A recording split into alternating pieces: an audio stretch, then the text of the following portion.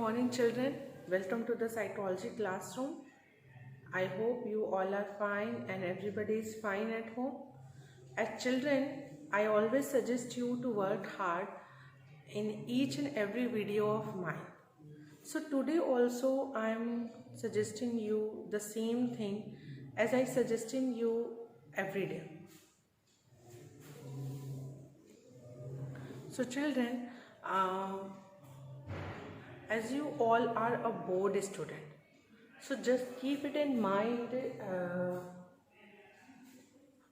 always this one. And very few days are left for your examination, so work accordingly. Okay, work more and more hard and devote more and more time for your study. जितना time आप studies को अपने दे सकते हो उतना दो.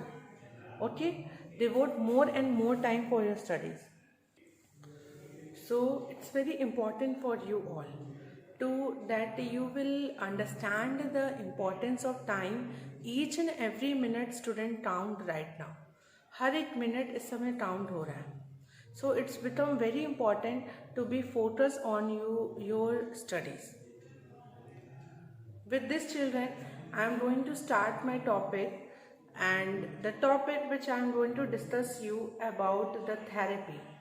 So the therapy which I am going to discuss you with first is cognitive therapy. To discuss you about the cognitive therapy. Cognitive therapy. As it indicated from the name cognitive, so it is shown that children, it is something which is work on the cognition. ये वो therapy है जो कि cognition पे work कर रही है. जैसे हमने बिहेवियर थेरेपी पढ़ा था. Behaviour therapy, see whatever are the therapies, what are the different therapies were there, they are working on a different areas of the problem. For example, if the behavioral therapy we are providing to someone, so the reason for providing the behavior therapy is that they have a kind of faulty learning, they have the kind of maladaptive behavior. उनकी कोई faulty learning हो रही है या उन्होंने कोई maladaptive behavior adopt कर लिया है, और विच में leading to a kind of psychological disorder. ठीक है, जिसकी वजह से एक साइकोलॉजिकल डिसऑर्डर उनमें डेवलप हो रहा है, तो उनके लिए हम बिहेवियर थेरेपी देते हैं. ठीक है. Psychodynamic, similarly the cognitive therapy we will give to those one, just like if any person have the distorted thought. Distorted thoughts means illogical thoughts or the irrational thought. So basically it is a thought related problem. अगर किसी को है, like person is having continuously the negative thoughts, illogical thoughts, irrational thoughts, which I am trying to say, explain you children. Illogical thoughts means ऐसे thought जिनका कोई मतलब नहीं है, पर पर्सन उसी को कंटिन्यूसली सोच रहा है, बार बार उसी के बारे में सोच रहा है कि I was not liked by every one, I was hated by every one, this like something like I look very fatty और आई लुक वेरी अगली. ऐसे कोई इलॉजिकल थॉट्स हैं जो कि पर्सन के माइंड में कंटिन्यूसली आ रहे हैं. तो उनके इस थॉट्स को रिमूव करने के लिए हम लोग कॉग्निटिव थेरेपी दे सकते हैं. Cognitive therapy is found to be very effectful to change the irrational thoughts into the rational one. Cognitive therapy की बात करें तो दो तरह की थेरेपी इसके अंडर आते हैं. कौन कौन से आते हैं? The first one team is the RET आता है, और second one is the CBT. ये दो थेरेपी कॉग्निटिव थेरेपी के अंडर ही आते हैं. आरईटी का फुल फॉर्म होता है rational emotive therapy. Rational emotive therapy. Okay, rational emotive therapy. CBT का फुल फॉर्म होता है cognitive behaviour therapy. Cognitive behaviour therapy. ठीक है, ये दो फुल फॉर्म है, आरईटी एंड सीबीटी. आरईटी जो है, रैशनल इमोटिव थेरेपी जो है, इसके who is the pioneer of this one, इनके पायनियर हैं आपके एल्बर्ट एलिस। एल्बर्ट एलिस ने रैशनल इमोटिव थेरेपी दी थी, इसीलिए इसे in somewhere you will find out it is written over Ellis RETs या Ellis emotive therapy. Okay, CBT जो थी वो एरन बैक की थी, Aaron Beck, his full name is Aaron Back, and somewhere you will found this therapy name as Beck's cognitive therapy। Beck's की cognitive therapy के नाम से भी आपको ये जाना जाएगा। तो Albert Ellis and Aaron Beck, don't forget the name of these two person. इन दोनों पर्सन के नाम को कभी भी भूलेंगे नहीं। The first therapy name was rational emotive and another therapy name was CBT, cognitive behaviour therapy. One by one we will discuss both the therapy. First we discuss about the rational emotive. Okay, rational emotive therapy is found to be very wonderful therapy for changing the irrational thought into the rational one. Rational emotive therapy basically work करती है belief पे। Okay, it work on the belief. The basic difference between the rational emotive therapy and the cognitive behavior therapy was that if the differences was asked to you, so children, you should know what is the basic difference between both of them. So the first one, the rational emotive therapy, is work on the belief system, whereas the CBT, the cognitive behavior therapy, works on the thought system। ठीक है, ये जो है ये belief system पे work करता है और सीबीटी जो है वो बेसिकली थॉट्स पे वर्क करती है। बहुत सारे थॉट्स मिलके एक बिलीफ बना देते हैं पर्सन को, तो वो एक यहाँ पे बेसिकली इरेशनल बिलीफ्स को रैशनल करने का काम होता है रैशनल इमोटिव थेरेपी का। ठीक है, इमोशंस पे ये लोग वर्क करते हैं। एल्बर्ट एलिस ने एक मेथड चूज किया था जिसका नाम था ABC analysis. He has chosen the method which is known as ABC analysis, where A stand for antecedent, B stand for belief and C stand for consequence. Okay, the three things came: antecedent, belief, and consequent. Antecedent means what is the past event. Yeah, you can say that the antecedent means causes behind that problem or any kind of past event. कोई ऐसा past event हुआ हो person के life में जिसकी वजह से वो एक बिलीफ फॉर्म कर लिया, तो इसको फाइंड आउट करना आरईटी का वर्क होता है, आरईटी का फंक्शन होता है। आरईटी का फंक्शन होता है एबीसी को एनालिसिस करना, where A stand for antecedent. Antecedent means causes और the past event which are leading to that kind of belief, जिसकी वजह से एक बिलीफ फॉर्म हो रहा है। सो एंटीसीडेंट यानी अदर पर्सन के लाइफ में कोई पास्ट इवेंट ऐसा हुआ हो तो उसको फाइंड आउट करना is the first task. And second one is क्या उसकी वजह से, उस पास्ट इवेंट की वजह से क्या बिलीफ फॉर्म हुआ है, व्हाट इज द बिलीफ। ठीक है, पर्सन में क्या बिलीफ फॉर्म हुआ है, ठीक है, इसको फाइंड आउट करना। ठीक है, फिर बिलीफ जैसे ही फाइंड आउट हो जाते हैं फिर हम लोग कंसिक्वेंस करते हैं और उसको लाइफ में एनालिसिस करते हैं। ठीक है, अप्लाई करते हैं, बेसिकली उसको डेली लाइफ में अप्लाई करते हैं।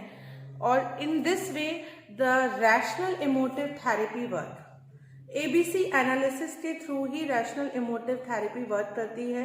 एंटीसीडेंट इवेंट को जानना और उसकी वजह से सब्जेक्ट में क्या बिलीफ हो गया है और फिर उस बिलीफ की वजह से क्या रिजल्ट आ रहा है, means how the things are affecting the client. तो इस पे basically this therapy is going into the root cause also, कि कि क्या कॉज है.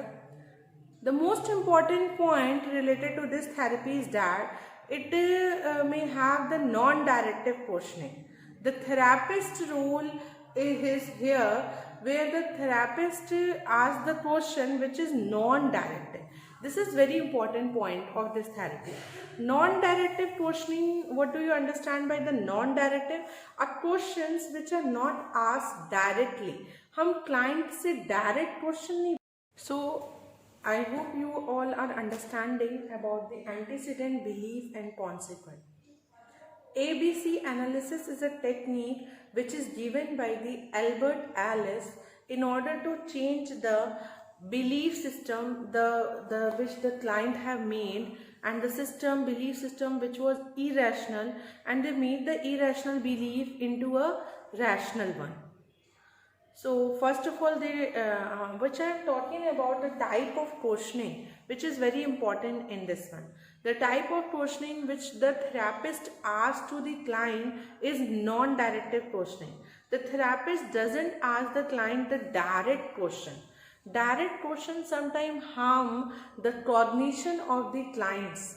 तो इसीलिए that is only the reason, see, that therapists don't ask the direct question from the client. They indirectly trying to find out the antecedent event and which form a belief, and accordingly they do a consequence, and accordingly they watch the consequence of the person.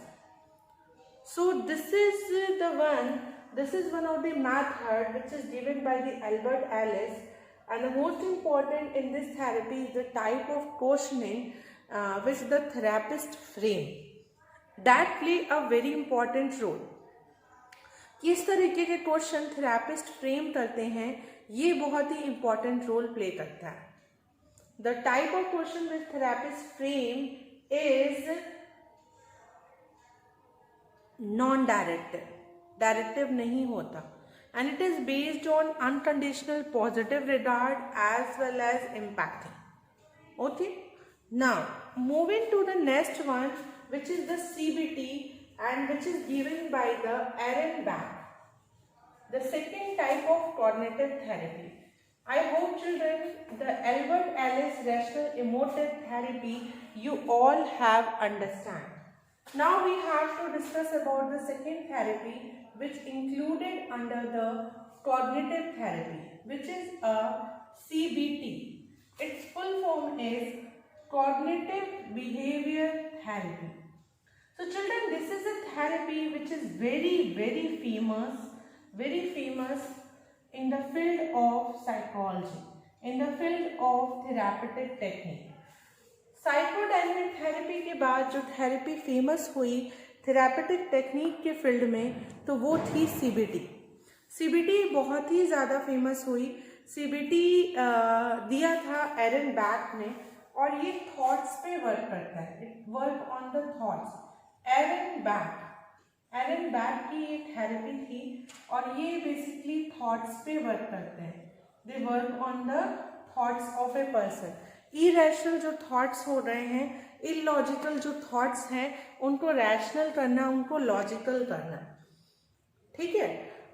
जैसे the thoughts like for example, nobody likes me, everybody hates me, nobody give importance to me. So these kind of thoughts, and sometimes these thoughts may lead to a kind of severe disorder at a time. कभी कभी ये बहुत ही severe pathological disorder में भी convert हो जाते हैं. और जैसे कि the person is susceptible to a kind of depression or any kind of mood disorder. Maybe they develop a schizophrenic attack, maybe they hallucinate. So this obviously arises from these thought pattern. इन्हें हम लोग distorted thought pattern भी कहते हैं. Elon back therapy में बात की गई है distorted thought pattern की. distorted thought pattern, distorted mean वो thought pattern जो कि पूरी तरह से डिस्टॉर्टेड हैं, जिनका कोई मतलब नहीं है, वो डैमेज है. Okay, distorted thought pattern. यहाँ पे मोस्ट इम्पॉर्टेंट थेरेपी में एक पॉइंट है जो कि बहुत हाईलाइटेड है, which is a core schema.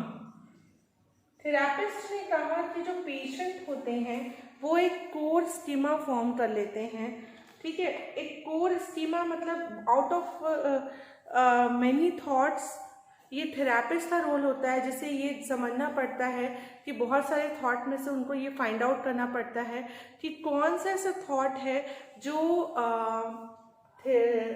Patient है या क्लाइंट है उनका वो कोर स्कीमा है। ये काम, ये फंक्शन किसका है? थेरापिस्ट का, ठीक है। क्लाइंट को जो भी प्रॉब्लम होती है, जिस भी तरीके के थॉट्स होने, थेरेपिस्ट का रोल होता है वो सारी चीज़ों को नोट डाउन करता है और after when the patient left, तो देन आप उसको फाइंड आउट करके एक कोर स्कीमा निकालता है कि उस सारे थॉट पैटर्न में से कौन सा ऐसा थॉट है जो सबसे ज़्यादा डोमिनेंट है। बहुत सारे थॉट बताएंगे क्लाइंट, उनमें से जो थॉट आपको लगेगा कि वो डोमिनेंट है तो that is a core schema. वो क्या होगा? कोर स्कीमा होगा। जो भी थॉट आपको लगेगा कि वो डोमिनेंट है, तो ये है सीबीटी। सीबीटी जो है या कोई भी थेरेपी जो है वो 3 फेजेस में वर्क करती है। हम लोग उस 3 फेजेस के बारे में बात करेंगे, बट उससे पहले मैं डिस्कस करना चाहूँगी कि आपको चीज़ें समझ में आ गई, like what is rational emotive therapy, उसमें क्या हो रहा है, and what is cognitive behaviour therapy, ठीक है। कोई भी थेरेपी हो उससे कुछ फेजेस होते हैं, 3 फेजेस होते हैं। What are the 3 phases? सबसे पहला फेज होता है इनिशियल फेज, ठीक है, इनिशियल, और दूसरा होता है middle, the second one is middle, and the last one is termination, termination phase. तो कोई भी therapy, any of the therapy have these 3 phases, ये 3 फेजेस होते हैं थेरेपी में, ठीक है। ये 3 फेजेस होते हैं थेरेपी में, initial phase, middle phase and termination phase. Initial phase वो फेज होता है जब क्लाइंट जो है थेरेपिस्ट के पास आता है और थेरेपिस्ट जो है उससे रैपोर्ट इस्टेब्लिश करता है, उससे बॉन्ड इस्टेब्लिश करता है और उसका ट्रस्ट डेवलप करता है अपने लिए। देन मिडिल फेज में वो, ये जो फेज होता है सबसे इम्पॉर्टेंट फेज होता है जहाँ पे जो थेरेपिस्ट है वो एक्चुअली कुछ सारी चीज़ों के एक्शन परफॉर्म करता है। बेसिकली मिडिल फेज में ही थेरेपी को वो फंक्शन में लाता है, वो उसको एग्जीक्यूशन में लाता है। और जैसे ही थेरेपी ओवर हो जाते हैं आफ्टर फ्यू मंथ्स, तो टर्मिनेशन फेज आता है जहाँ पे थेरेपिस्ट और क्लाइंट अलग होते हैं, बट ये फॉलो अप के साथ चलता रहता है। यानी ठीक है, थेरेपी इज ओवर हो गई, क्लाइंट अभी बेटर हो गया, स्मूथ फंक्शनिंग करने लग गया है, बट स्टिल जो थेरेपिस्ट है वो उससे फॉलो अप करता रहेगा। फॉलो अप करने का मतलब ये है, बेसिकली फॉलो अप का मतलब ये है कि वो सिर्फ आफ्टर 1 मंथ और आफ्टर 2 मंथ्स कॉल करता रहेगा और ये पूछने के लिए the therapist want to ask that if any problem is faced by the client, client कोई प्रॉब्लम तो नहीं फेस कर रहा, is everything is fine. So this the client therapist want to ask and want to gather information from the client. So कोई भी therapy जो है वो 3 फेजेस में ही कंडक्ट होती है, इनिशियल फेज, मिडिल फेज और टर्मिनेशन फेज होता है। तो हमने कॉग्निटिव थेरेपी जान लिया अच्छे से कि कॉग्निटिव थेरेपी किस टाइम दी जाती है और किसको दी जाती है और कैसे कैसे इसका प्रोसेस होता है। हमने ये जाना कि कॉग्निटिव थेरेपी होती क्या है, क्या क्या टाइप्स आते हैं कॉग्निटिव थेरेपी में, किस पर्पस से इसे दिया जाता है और what are the processes which are involve in the cognitive therapy. अब हम लोग पढ़ने जाएंगे ह्यूमनिस्टिक एग्जिस्टेंशियल थेरेपी के बारे में। Humanistic existential therapy, okay, you all have the doubts also regarding this topic, humanistic existential। यहाँ पे आपको 2 वर्ड्स दिख रहा होगा, you all are seeing the 2 words here children, humanistic and existential। The 2 words are here, the first one is humanistic। Humanistic word is attached to this one, so obviously it was talking about the therapy or it was talking about the human, okay, human nature, humans की बात ये हो रही है. So here the word is humanistic. Humanistic means it was talking about humanism. Humanism की बात हो रही है, and you all know about the humanist who are involved in this one, like Carl Roger, Abraham Maslow. These are the humanists, and their main focus is on the human nature. Okay, human behaviour से ज़्यादा उनका main focus human के nature पे था कि how the human is having their self sense of worth. So basically they are talking about the self actualization. यही थे जिन्होंने सेल्फ एक्चुअलाइजेशन की बात की कि human being strive for different kind of need. They strive for biological need, they strive for the safety need, they have the crave for the security, then come the belongingness need, then come the self-esteem needs, and after that it comes the self-actualization. So, how does this therapy useful for which type of people? This is very important point for you all to know. Basically, this therapy is very useful for the people who have the feeling of loneliness, who have the feeling of alienation. जैसे कई लोग होते हैं जिनको ये लगता है कि वो बहुत ही अकेले हैं, कोई नहीं है उनके साथ, nobody is there to support them. Alienation की फीलिंग है. और ऐसे लोग जिनको ये फीलिंग है like they have the feeling that there is no meaning in their life. They have the question about their existence, about their worthiness. So for them the humanistic existential therapy is found to be very very useful. उनके लिए humanistic existential therapy बहुत ही useful है, जिनमें इस तरीके की कोई भी लाइक टेंडेंसी है. उनको ये लगता है कि if the person have the feeling of loneliness की फीलिंग आ रही है, या एलिनेशन की फीलिंग आ रही है, या they the question about their existence, okay, उनको लगता है उनका कोई अस्तित्व नहीं है. Okay, nobody cares about them, existence and meaning of life. उनको लगता है उनको ये जो लाइफ मिली है उसकी क्या मीनिंग है, what is the meaning of their life. Okay, अगर इन सारी चीज़ों में कहीं से भी कोई भी प्रॉब्लम आती है तो उनके लिए हम ह्यूमनिस्टिक एग्जिस्टेंशियल थेरेपी प्रोवाइड करते हैं. उनको हम ह्यूमनिस्टिक एग्जिस्टेंशियल थेरेपी देते हैं. ये जो थेरेपी है यहाँ पे पूरी तरह से क्लाइंट जो है वो सेंटर्ड होता है. Client is the main centre. This is a important point related to this. Client ही सारे वर्क करता है, क्लाइंट सेंटर्ड होता है ये सारी थेरेपीज. ठीक है, थेरेपिस्ट का रोल यहाँ पे लेस होता है और therapist role is less. Okay, and client का रोल ज़्यादा होता है. क्लाइंट अपनी हीलिंग खुद से करता है. it talks about the self healing. Okay, वो हीलिंग अपनी खुद से करता है और वो तब करता है जब थेरेपिस्ट क्लाइंट में सेल्फ अवेयरनेस जनरेट कराए. तो थेरेपिस्ट का काम सिर्फ होता है कि क्लाइंट में सेल्फ अवेयरनेस को इस्टेब्लिश करना. As once it is established, जैसे ही क्लाइंट में सेल्फ अवेयरनेस इस्टेब्लिश्ड हो जाती है, क्लाइंट खुद पे खुद हील करने लगता है और वो अपनी लाइफ के मीनिंग को, अपने आप को इम्पोर्टेंस देना स्टार्ट कर देता है. और यहीं पे ही हमारी थेरेपी ओवर हो जाती है. So basic aim of this therapy is to develop the self awareness among the client.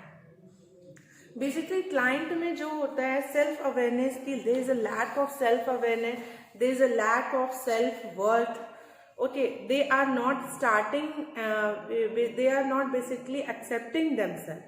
So by the help of this therapy and with the careful observation and with the coming time, they are able to generate self-worth, self-esteem, अपने आप को importance देना start करने लगते हैं, and so they start giving importance to their life also.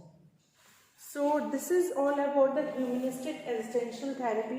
So these two therapies are also there, from including the behavior therapy, which you have to discuss in the therapeutic approaches.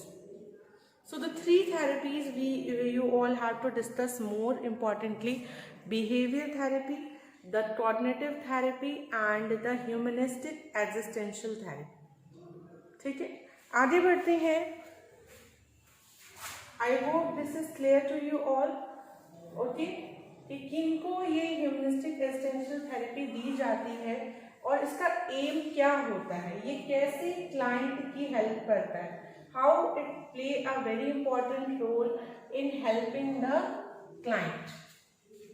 आपका last topic जो है इस chapter का यही है, rehabilitation of the mentally ill. ये बहुत ही important one है कि मेंटली इल का रिहैबिलिटेशन हम कैसे कर सकते हैं.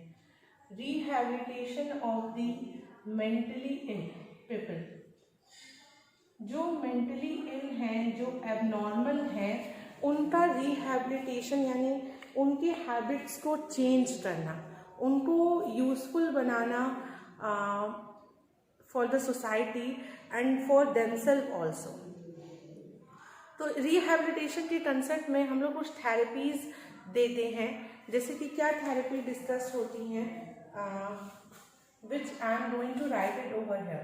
The first one is the vocational therapy. ठीक है, वोकेशनल थेरेपी देते हैं हम उनको.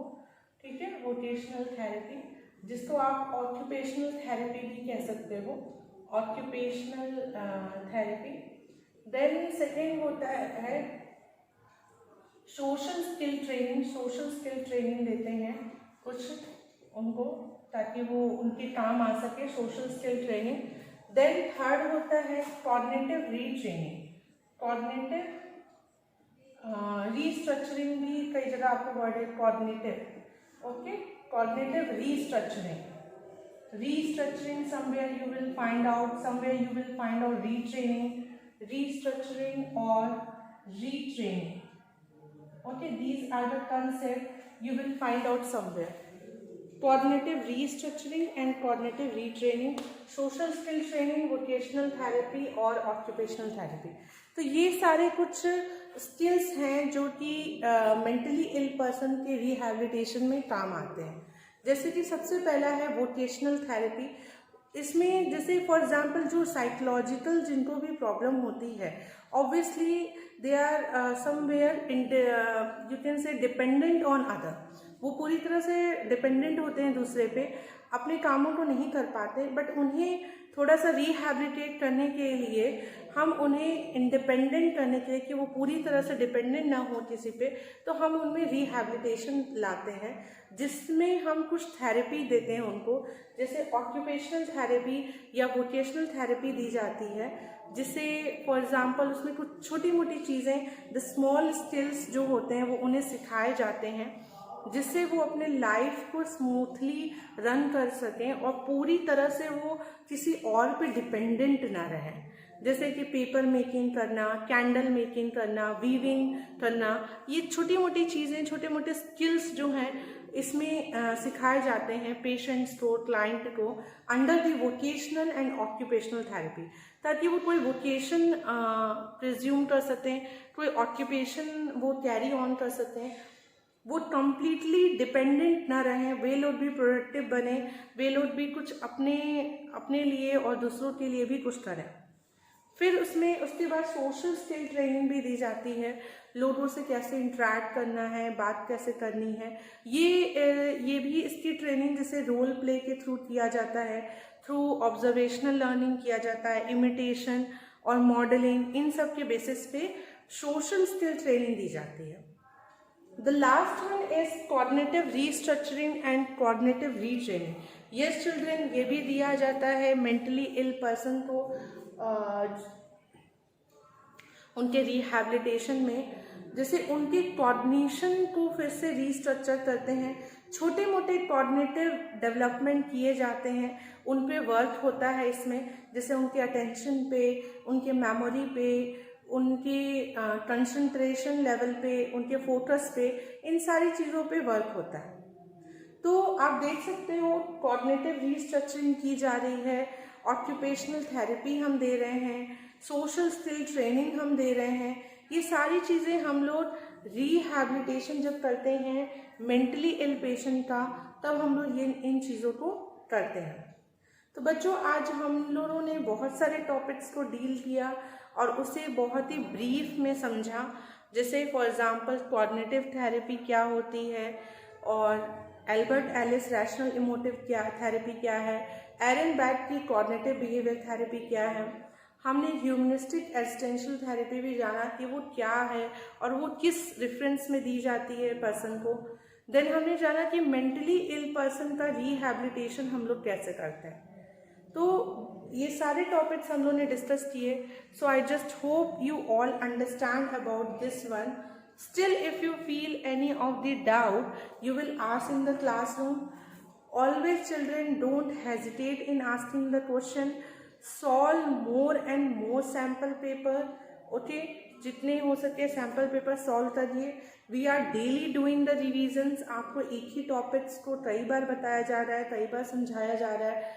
सो you also do the hard work as it is required for you all. Here I am completing this topic. As this topic is completed, thank you so much for carefully observing.